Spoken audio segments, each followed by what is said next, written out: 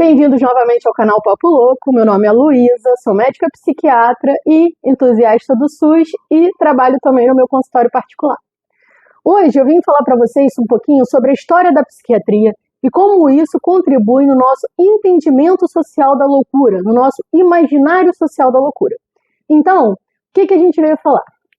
A história da psiquiatria começa na Idade Média, quando tinha um viés muito religioso na época do feudalismo e a lepra era muito evidente.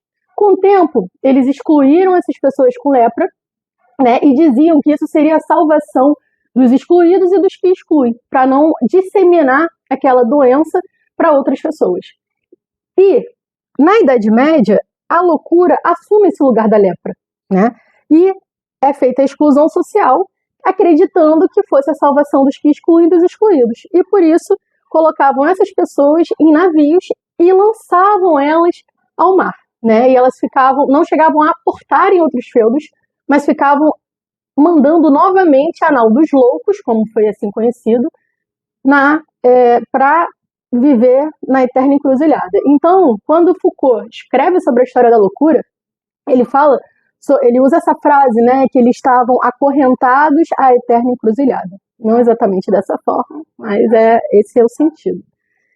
E quando surgem as cidades, né, já no século XVII, lá do Renascimento, em Paris, surgem os hospitais gerais, que não eram hospitais do nosso entendimento de hoje, eram instituições onde mandavam todos os indesejados da cidade, vagabundos, mendigos, prisioneiros e os ditos loucos.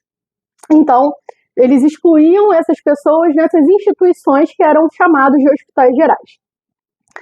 Quando acontece a separação da psiquiatria, ou seja, o início da psiquiatria, a separação dos loucos desses outros indesejados, isso vai ocorrer com Felipe Pinel, no século XVIII já, né, em que o Pinel fala assim, nossa, mas tem umas pessoas que estão aqui que têm um comportamento totalmente diferente.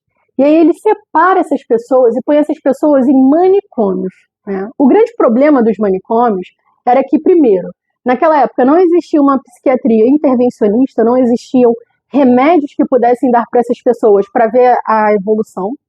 Eram pessoas que, por conta da sua condição de saúde naquele momento, acabavam sendo violentadas, né? Eram tratadas de forma sem dignidade.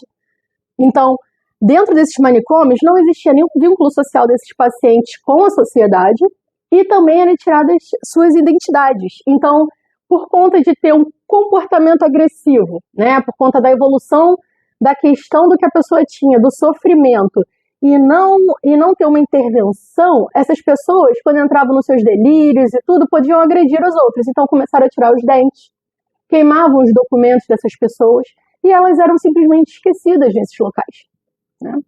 Então, quando já no século XX é que começam a surgir os medicamentos, começam a surgir os tipos de intervenção, para além dos que já existiam, que principalmente era o eletrochoque, mas não com a forma que é usada hoje, porque hoje o eletrochoque é usado de uma forma intervencionista, em doses baixas, com segurança, com sedação, que é diferente de como era usado naquela época, tá? Que eram como punições e castigos, e não necessariamente com uma dosagem farmacológica, tanto da sedação quanto da dosagem de volts do eletrochoque, que permitiria só uma reconfiguração cerebral.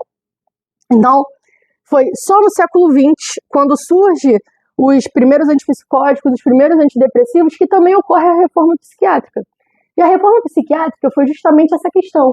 Como que a gente vai tratar pessoas que precisam viver em sociedade e ressocializar essas pessoas se a gente mantém elas presas, sem identidade, sem dignidade? Então, isso foi um grande boom da mudança do tratamento em psiquiatria. E é muito recente, né? É o século XX, a partir de 1900 e tal.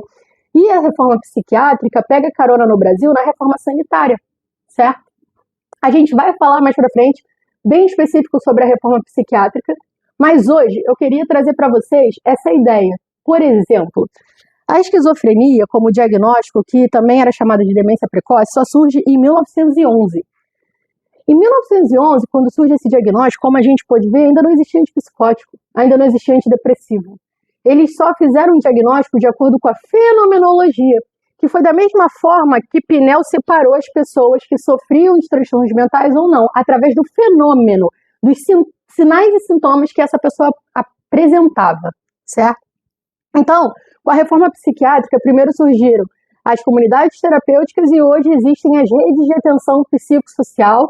E quando a gente fala da reforma, a gente também vai falar de como a gente consegue ter acesso à rede de saúde mental hoje, no público, no SUS.